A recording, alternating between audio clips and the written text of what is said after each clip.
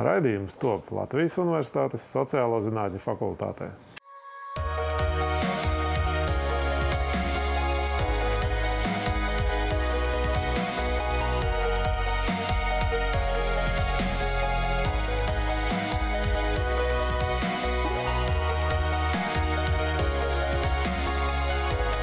Esiet sveicināti, dārgie skatītāji! Ir aizritējusi tieši nedēļa kopš mūsu beidzamās epizodes, kas ir tieši 7 dienas.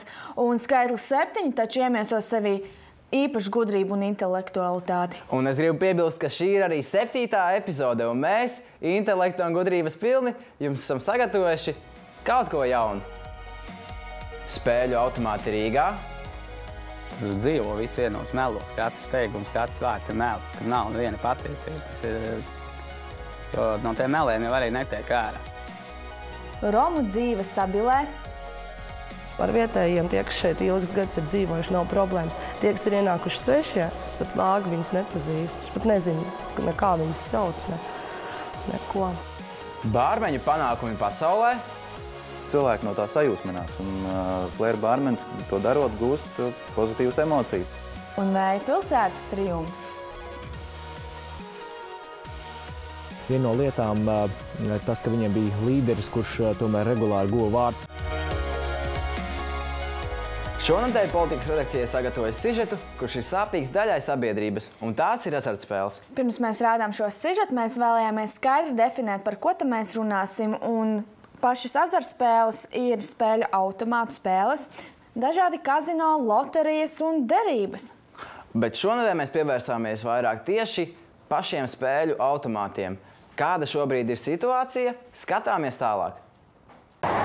Azartspēles ir nozare, kas katru gadu Latvijas ekonomiku nodrošina ar papildus miljoniem eiro, no kuriem lielāko daļu sastāv spēļu automāti.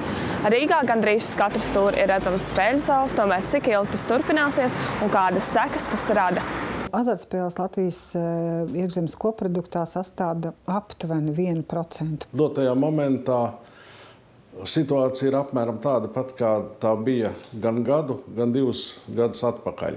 Nekāda liela lēciena uz augšu nav, bet arī nav nekāda liela kritiena. Kopā Latvijā ir aptuveni 8500 azartspēļu automātu, un kopā Latvijā ir 320 azartspēļu zāles. Rīgā no tā ir aptuveni puse. Azartspēļu zāļu skaits Latvijā ir milzīgs, tāpēc Rīgas doma kopš 2006. gada vairs nesniedz azartspēļu firmu īpašniekiem atļaujas, lai netiktu atvērtas jaunas azartspēļu vietas. Viens no šī lēmuma iemesliem ir Rīgas iedzīvotāju viedokļi. Rīgas iedzīvotāji, un tādas aptaujas mēs esam veikuši vairāk kārt, savā pilnīgi absolūtā vairākumā ir pret azartspēļu paplašināšanu Rīgas pilsētā. Aizliegums, jeb šāda nevēlēšanās izsniegt šīs atļaujas, katrā ziņā ir mūsu uztverē pretējas likumdošanas prasībām. Ne visas spēļu zāles ir vienādā tehniskajā stāvoklī. Ir zāles, kuras nav atbilstošā stāvoklī un tiek turētas tikai tāpēc, lai saglabātu vietu. Spēļu zāļu skaits daļai sabiedrības rada negatīvu attieksmi. Azartspēles nav tā iemīļotākā sabiedrības izklaides vieta, ja, tad arī ir šī negatīvā attieksme daļēji no sabiedrības puses. Ir pilnīgi skaidrs, ka kaut kādu intelektuālu, materiālu, sociālu labumu azartspēles iedzīvotājiem nenes. Spožas gaismas, patīkama atmosfēra, azarts, lielas naudas summas un vēlme laimēt ir lietas, kuras raksturo jebkuru spēļu zāli, kurai ikdienā dodamies garām. Tomēr nevienmēr šīs lietas skan tik labi, kā ir patiesībā. Ja vakar es laimēju, tad šodien es noteikti laimēšu vēl. Ir frāze, kur izskan no cilvēkiem, kuri ir iekļuvuši azartspēļu atkarībā. Viens no cilvēkiem, kuram šī frāze ir pazīstama, ir Juris, kurš ir bijis regulārs spēļu zāļu apmeklētājs. Es kaut kā sev biju noteicis, ka dzīvē es nedarīšu 2 lietas. Tas ir nemēģināšu azartspēles un narkotikas. Un nomainījās vide, aizbraucu dzīvot citu pilsētu, un tur par cik vakaros nav ko darīt, nav ko darīt, bet gribās kaut kur aiziet. Vienīgās iestādes, kas parasti strādā brīvdienās vakaros tās ir azartspēļu iestādes. Es no malas vēroju, kad cilvēki spēlē, un es nesapratu to visu, kā tas notiek. Un kaut kādā vienā dienā es gribēju pamēģināt pats. Azartspēļu atkarība ir emocionāla slimība, no kuras ir grūti tikt vaļā. Spēlmeņi to pielīdzina alkohola un narkotiku atkarībai. Man likās, ka es esmu viens tāds, kad nav, ka citi spēlē normāli, bet es spēlēju savādāk kā citi, ka man nepietiek. Juris nebija vienīgais, kurš gribēja spēlēt ilgi. Tāds bija arī Roberts, kurš sāk spēlēt draugu ietekmē. Tur var tādā azartā ieiet, ka vairs nejūt, ka es esmu aizņēmies tik un tik, vai kredītus, vai vēl trakākie, ja no līdzcilvēku naudām tiek izzaktas situācijas, tātad samelots, ka man vajag iet uz veikalu, man vajag zālēm, man vajag operācijām, man vajag tiesībām, man vajag citām problēmām. Patiesībā es veltu savai izklaidei. Tur dzīvo visi vienos melos, katrs teikums, katrs vārds ir meli. Tur nav neviena patiesība. Tas ir, jo no tiem meliem jau arī netiek ārā. Nav svarīgi, kas tu esi. Ar azartspēļu atkarību var saslimt jebkurš. Politiķi, deputāti, pašreizējie deputāti, kas cieši, bet viņi sabiedrības, kā saka, krējums, un viņi negrib sevi pozicionēt kā azartspēļu atkarīgu cilvēku. Tā atmosfēra ir ļoti patīkama. Tur laiku nejūt, tāpēc tie pulksteņi arī nav. Daudz dzīvu beidz pašnāvībās. Un pat radinieki nezina, ka viņš ir aizgājis dēļ azartspēlēm. Cilvēki, kas neierodās tur mājās vai pazuduši, vai pēc tam viņi ir atrasti tur vai zem tiltiem, vēl neviens neko nezina, kāpēc un kā, bet izrādās viņš bijis azartspēlnis. Azartspēles vienmēr saistās ar lielu risku, tāpēc ir jāizvērtē, vai dodoties iekšā azartspēļu zālē, spēs iziet ārā bez sekām. Mūsu kā uzņēmēju viedoklis ir tāds, ka mums nav nepieciešams slims cilvēks, slims spēlētājs. Mēs uzskatām un aicinām savus apmeklētājus, savus klientus spēlēt atbildīgi, jo mums nav vajadzīgs cilvēks, kurš ir nospēlējies, iekļūst parādos un savādākās nepatikšanās. Lietojot vārdu biznes, viņš ir jāliek pēdiņās. Tas nav bizness. Jo arī, ja tas ir bizness, tad tas nav vērsts uz cilvēku labklājību vai viņu, dzīves līmeņa nodrošināšanu pienācīgu. Lielas peļņas, lielas summas, un tas mehānisms ir palaists un apstādināt viņu nevar un nevarēs. Austra Pleša, Armanda Vilcāne, Ričards Šurkins, raidījums Kivī. Tik tiešām staigājot pa Rīgas ielām vai patiesībā par jebkuras citas pilsētas ielām, bieži vien rodās sajūta, ka azartspēļu zāļu ir vairāk nekā pārtikas veikalu. Mans personīgais uzskats ir tāds, ka ir nepieciešams iet vienkārši taisni garām šīm zālēm, jo arī pēc vienas reizes, kad esam iegājuši šajā zālē, var rasties atkarība, kura ir pat spēcīgāka par alkoholu lietošanu vai pat narkotiku lietošanu. Bet kamēr politikas redakcijā veidoja šo sižetu, Edmunds ar Raiti bija devušies uz Sabili, kur vēlējās iepazīties ar to, kā romu tautības cilvēki sadzīvo ar vietējiem. Sabile definēta kā turisma pilsēta, kurā valda savs šarms. Novērojām, ka šeit ir divas sabiedrības daļas – latviešu un romu tautību pārstāvji. Nolēmām tur aizbraukt un parunāt ar vietējiem iedzīvotājiem, lai izprastu, kā viņi savā starpā sadzīvo. Šie te romu tautības iedzīvotāji, kas ir tā kā vietējie, tādi ilgstoši, kas šeit ir dzīvo, vietējie, viņi šajā vietējā sabiedrībā ir integrējušies. Tad es varētu salīdzināt, ka Sabile ir Talvas novadā tāds mazais Kalncēm kvartāls, jo tiešām tādi dīvainīši dzīvo, bet labā nozīmē. Ar vietējiem tie, kas šeit ilgas gadus ir dzīvojuši, nav problēmas. Tie, kas ir ienākuši svešie, es pat lāgi viņus nepazīstu, es pat nezinu, kā viņus sauc, neko. Un varbūt man šķiet, ka tie sveši ar tiem vietējiem varbūt tā rīvējās. Nevar sadalīt kādu teritoriju. Jā. Bet kā tur īsti ir? Pēc Zigmunda novērojumiem pirms 2 gadiem Sabilē sāka iebraukt jauni romu pārstāvji no Talsu, Kandavas un Kuldīgas novada. Šajos reģionos viņus nepieņem, tāpēc viņi ir spiesti meklēt jaunus patvērumus Sabilē. Rezultātā vietējie romi, kuri dzīvo šeit jau daudzus gadus, nevēlas ar viņiem nemaz kontaktēties. Ar slēgto kameru mums izdevās par to pārliecināties. Kādi viņi ir tie iebraucēji? Mēs nedalāmies. Viņi nav nekādi normāli, mēs nedalāmies. Mēs savus bērnus nelaižam kopā. Tad viņiem ir traki, ne? Viņi diezgan, esmu dzirdējusi, ka viņi uzvedās kā vērti. Jā. Jūs nekontaktējaties ar tiem organizācijām? Un viņi arī ar jums nekontaktējas? Tāpēc, ka mēs mums neuzņemam. Un mums jāgalās ar viņiem. Viņi nav tādi parasti. 3 gadus nodzīvojam vienā istabā un virtuvītē. 8 bērni, 3 mazbērni un vēl vedaku. Jūs paši nekontaktējaties vispār ar tiem, kuri tagad ir? Nē. Nu tā, kas attiec uz ielas, labdienu, kā iet un tā. Bet tāda draudzība ne. Vispār mums te Sabilē. Nebija tie narkomāņi. Kas ir viņiem? Nu tagad jau, redzu, visi pārkājuši uz tām narkotikām. Tā tabletes viņi dzer, vēl viņi zina, ko viņi dzer. Bet nu tikai skatu, ka tā seja ir tā, tās acis tādas saka, tādas ļaunas. Jūs esat mēģinājuši vispār to draudzību kaut kā izveidot? Nē. Pat negribās? Negribās, nē. Lai gan viņi būtu mūsu tauta, čigāni un tā, bet negribās ar viņiem tādu draudzību. Vietējie iedzīvotāji ieteica nefilmēt tos Romas pārstāvjus, kas ir nesen iebraukuši, jo var gadīties visādi.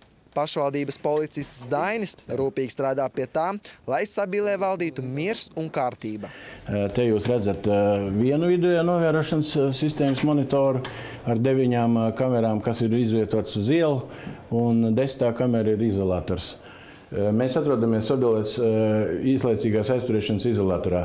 Tad te tiek ievietotas personas, kuras izdara dažādas likuma pārkāpumus Sabiles pilsētā.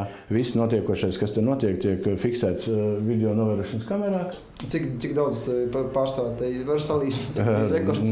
Rekords ir bijis, kad 5 bijuši iekšā vienos vīnsvētkos. Sabilē tāda viena no lielākajām problēmām ir tā, ka ir daudz romu tautības iedzīvotāji, kuri, teiksim, salietojās dažādas apreibinošas vielas, un tad sākās viņa staigāšana pa Sabiles ielām. Mūsu lielākā tas galvenais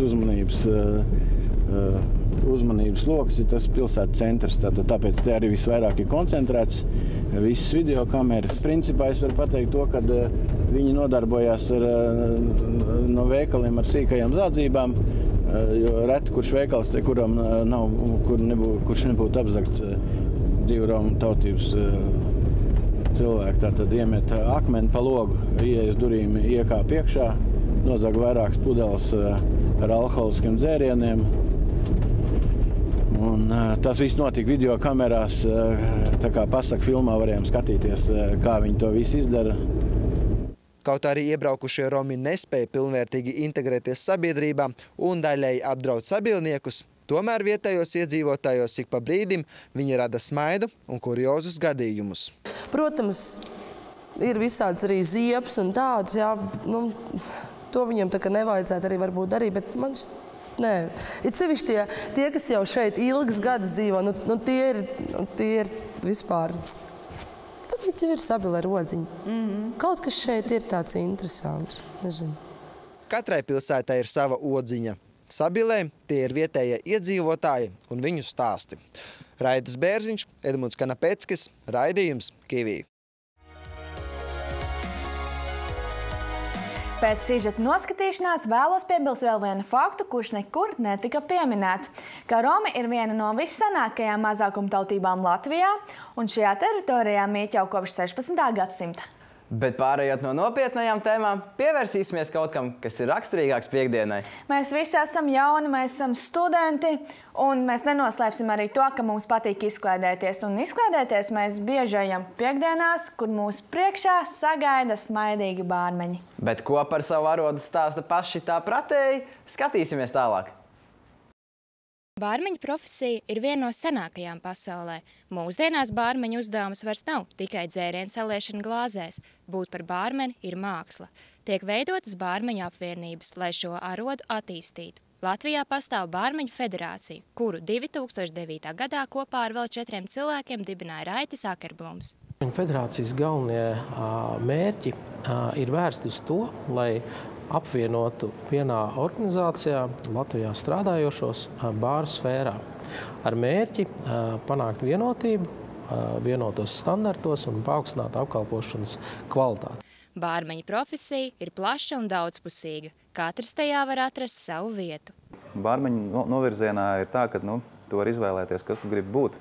Tu vari strādāt klasiskajā bārmeņa stilā, būt tas, kas lēnām jauc kokteili, precīzi, pareizi. Ja? Ir profesijas, kur bārmeņi strādā restorānā, kur strādā naktsklubā, kur strādā kafejnīcās. Ir arī tādi bāri, kur nodarbojas flēringu. Flērings ir radies Amerikā 80. gados, varbūt pat ātrāk, ar domu izklaidēt cilvēkus un bārmenim nopelnīt vairāk dzeramnaudu. Mūsdienās tas ir pārtaps par tādu veselu kultūru vai arī pat dzīves veidu daudziem bārmeņiem, flēru bārmeņiem.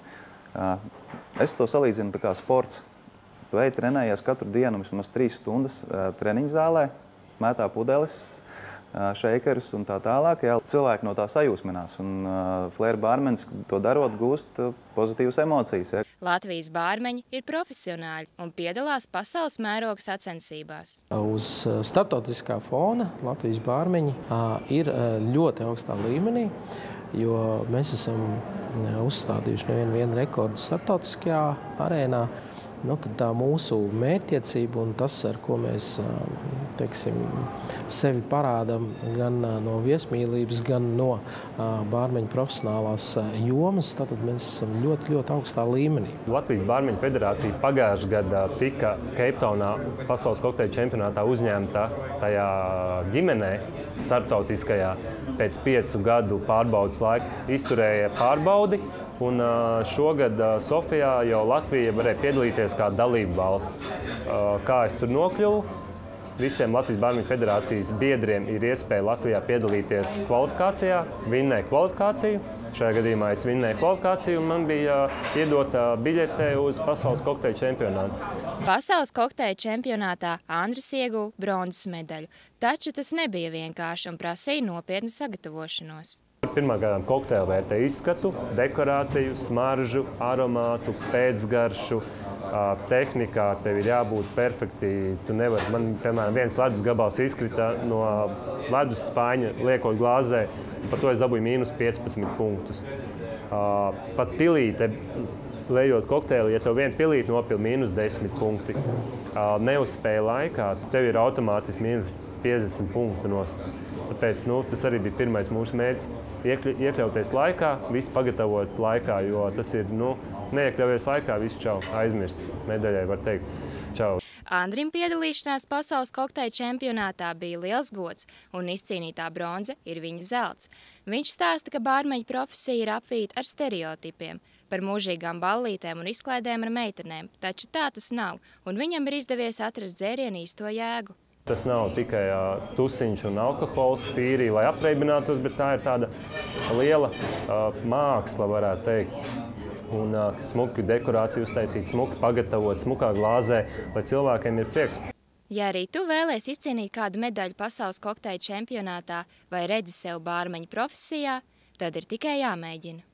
Krista Klentaka, Elīza Amanda Vārslava, raidījums Kivī. Sižetā redzējām tikai bārmeņus vīriešus, taču, cik man zināms, sievietes, kuras ir pievēršušās šai profesijai, ir ļoti maz un tiek turētas cieņā. Zini, kas vēl tiek turēts cieņā? Panākumi. Un šādus panākumus ir izdevies iegūt futbola klubam Liepāja, kuri tikai savā 2. pastāvēšanas gadā ir ieguvuši Latvijas virslīgas čempionu titulu. Kāda ir panākuma atslēga? Skatāmies nākamajā sižetā. Tagad ir 3 minūtes aizritējušas, Andris Reimanis svilt un visi skrien laukumā. Liepainieki ir izcīnījuši 2015. gada virslīgas titulu. Uzvara, čempionu kauss, sasniegums sportā, par kur var stāstīt saviem bērniem un mazbērniem. 19. oktobrī futbola klubs Liepāja izcīnīja Latvijas futbola virslīgas trofeju.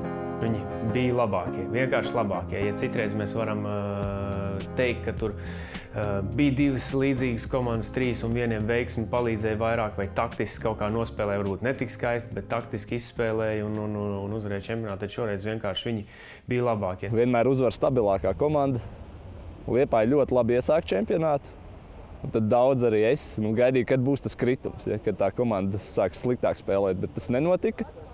Sezonas vidū pastiprinājās ar pieredzējušiem spēlētājiem. Kad jau kļuva skaidrs, ka Liepāja ir pretendenti uz titulu, tad tieši šādu pieredzējušu spēlētāju klātbūtne laukumā, tiem jaunajiem čeļiem, no kuriem lielākā daļa nekad mūžā nav cīnījusies par čempionu titulu, viņiem palīdzēja būt mierīgākiem, pārliecinošākiem. Viņi zināja, ka ir blakus vecis, kurš tev palīdzēs. Ja viņi atnāca uz klubu, kas viņiem bija pazīstams, viņi tur bija savējie. Viņiem nevajadzēja adaptācijas laiku. Nedēļu, divas, mēnesi, divus. Atbraukt ārzemnieks, viņam vajag adaptāciju. Varbūt viņš iejūtās ļoti ātri, varbūt nē. Ar kvalitatīviem un pieredzējušiem spēlētājiem bija nokomplektēts arī citas medaļu pretendentes. Tomēr Liepāja spēja visprasmīgāk izmantot savus resursus. Protams, arī liela loma bija Viktoram Dobracam, kurš mācēja izmantot šīs savās sastāvu dziļumu, kas bija Liepājai, jo Liepāja šajā ziņā bija pārāk gan par Ventspili, gan par Skonto, gan par Jelgavu, ka viņiem bija plašākas opcijas sastāva izvēlē. Viena no lietām tas, ka viņiem bija līderis, kurš tomēr regulāri guva vārtus, kas vienmēr ir svarīgi komandās, kas cīnās par trofejām, ka ir kāds spēlētājs, uz kuru grūtā brīdī paļauties, un Dāvis Ikaunieks tāds bija. Man uzreiz, pilnīgi godīgi sakot, bez lielas domāšanas, kas uzreiz nāk prātā, ko asociējas Liepājas futbols, nenormāli ātra saspēle, Barcelonas tipa saspēle. Es goda vārdu bieži vien klātienu esot, ceļš, es sēžu pirmajās rindās, nevis no augšas skatos, ir grūti izsekot darbībām, tam, kā liepājnieki pārvietojas pozīcijām. Liepājas veiksmes stāstā atslēgas figūra ir Māris Verpakovskis, kura loma un harizma palīdzēja komandai gan laukumā, gan ārpus tā. Ir spilgta personība klubā, kas ļoti sarežģītā situācijā principā pārņēma klubu, un tas, ka klubs vēl ir, pirmām kārtām, tas, protams, ir Māra Verpakovska nopelns. Ja. Var jau teikt, ka tur ir vārds vai ne, bet mēs varbūt neredzam to melno darbu, ko veic arī citi, bet ir ļoti svarīgi, lai ir šis līderis, lai ar savu darbu, lai ar savu piemēru, viņš ir šis līderis. Un tad pāri arī uzreiz atlok rociņas un piedurknītes, un viņiem arī uzreiz apetīte strādāt kluba labā ir daudz lielāka. Viņš ir vienkārši tāds cilvēks, kuru daudz ciena, kur daudz zina, viņš ir daudz ko sasniedzis, un tagad viņš atgriezās no ārzemēm savā, es teikšu, mazajā pilsētā, salīdzinājums ar Rīgu, Liepājā, un viņš tiešām pacēla to futbolu, visus pacēla kājās. Ja Verpakovskis tur ir, tad cilvēki iet, pat Omīda Bauskā zina, kas ir viņš, un viņi grib apstīties, kas tur notiek. Liepāja sezonas garumā rādīja pareizo piemēru citiem klubiem darbā ar līdzjūtējiem. Pirmkārt, tas lielā mērā izskaidrojams ar to, ka liela daļa vietējie futbolisti spēlē. Arī tie, kas atgriezās, tomēr visi vietējie, gan es vēl Mihaļuku nepieminēju, arī Liepājas futbola audzēknis, ja, un gandrīz visi. Ja. Un lielākā daļa vietējie čeļi. Tas ir ļoti būtisks faktors. Viena lieta ir tas, ka tie līdzjūtēji bija Liepājā. Cita lieta, ka viņi spēlē Rīgas komandu, un to puiku, kas ir atvesti, viņi varbūt ir vairāk, un pat ja viņi nav vairāk, viņi ir daudz skaļāki nekā teiksim, Rīgas kluba jaunatnes akadēmijas pārstāvji. Ja. Marketinga komanda, teiksim, ir strādājusi pietiekami aktīvi un profesionāli, lai noturētu šo skatītāju skaitu, izmantot šo te, kad uz emocijām cilvēki bija, un viņus visu laiku noturēt uz šī viļņa. Bet vidēji, salīdzinot ar citām komandām visā pasaulē, Liepāja tiešām tāds viens vesels, tāda viena dūra, kas strādāja no sākuma līdz beigām kopā. Skatoties tās tendences, skatoties, kā viņi organizē darbu, uz ko viņi iet, kādus mērķus viņi noliek, es ticu, ka viņiem tas nav tikai vienas sezonas tāds panākums. Es ticu, ka viņi var noteikti to atkārtot arī vairākas reizes vēl tuvākajos gados. Apsveikumiem pievienojas Arkādijs Birjuks, Jānis Rode, raidījums Kivī.